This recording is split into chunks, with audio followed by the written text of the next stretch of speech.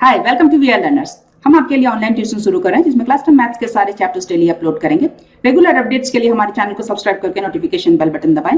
Moreover हर video के and में आपके लिए कुछ क्वेश्चंस होंगे जिनका कमेंट में रिप्लाई जरूर करें। तो आइए स्टार्ट करते हैं आज की class. We are doing the chapter of triangles. हम अभी NCERT की एक्सरसाइज 6.5 सॉल्व कर रहे हैं। अब हम क्वेश्चन नंबर 4 और 5 सॉल्व करेंगे क्योंकि ये दोनों सिमिलर टाइप ऑफ क्वेश्चंस हैं। अब हम क्वेश्चन नंबर 5 देखते हैं। देखिए यहाँ हमें दिया गया है कि ABC एक आइसोसेलेस ट्रायंगल है और यहाँ AC और BC ये दोनों साइड्स यहाँ बराबर है। मोर ओवर गिवन कि यदि AB square is equals to twice AC square है तो हमें प्रूव करना है कि ये जो ट्रायंगल हमें दिया गया है ABC ये एक राइट एंगल ट्रायंगल है। तो आइए स्टार्ट करते हैं।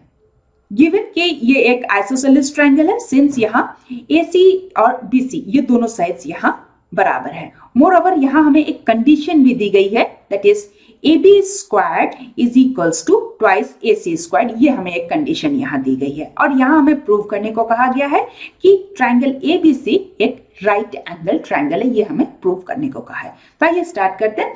देखिए जो कंडीशन हमें यहाँ दी गई है ना, हम वहीं से स्टार्ट करते हैं that is AB squared is equals to twice AC square. देखिए ट्वाइस AC स्क्वायर दिया गया तो उसको मैं इस तरीके से भी लिख सकती हूँ AC square plus AC square. More over हमें यहाँ गिवन है कि AC और BC ये दोनों साइड्स यहाँ बराबर है। सो मैं इस तरीके से लिख सकती हूँ। देखिए AC स्क्वायर तो मैंने एज इट इज लिख लिया और इस AC स्क्वायर को मैंने चेंज कर दिया क्योंकि AC और BC ये दोनों बराबर है तो AC स्क्वायर की जगह मैंने इसको रिप्लेस करके लिख दिया है यहाँ BC स्क्वायर। अब देखिए हमें क्या मिलता है कि AB square is equals to AC square plus BC square. इसका मतलब क्या हो गया? Hypotenuse square is equals to perpendicular square plus base square. अब ये क्या हो जाता है?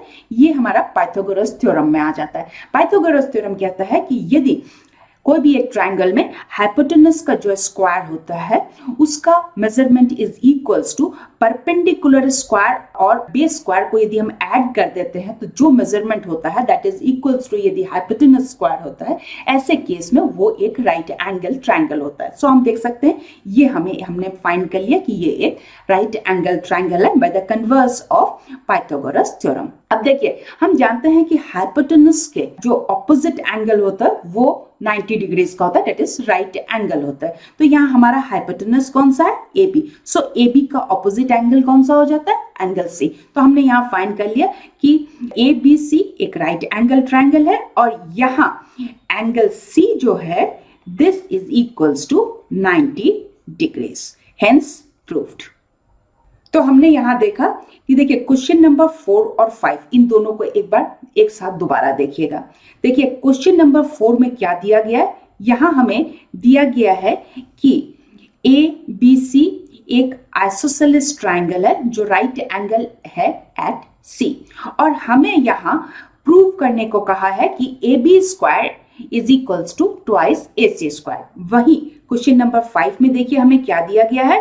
क्वेश्चन नंबर 5 में हमें दिया गया है कि ABC एक आइसोसेलेस ट्रायंगल है और यहाँ हमें ऑलरेडी दिया गया है कि AB square is equals to twice AC square. यहाँ हमें ऑलरेडी दिया गया। देखिए जो हमें क्वेश्चन नंबर 4 में जो प्रूव करने को कहा गया था वो हमें यहाँ क्वेश्चन नंबर 5 में ऑलरेडी दिया गया है और क्वेश्चन नंबर 5 में हमें प्रूव करने को क्या कहा गया?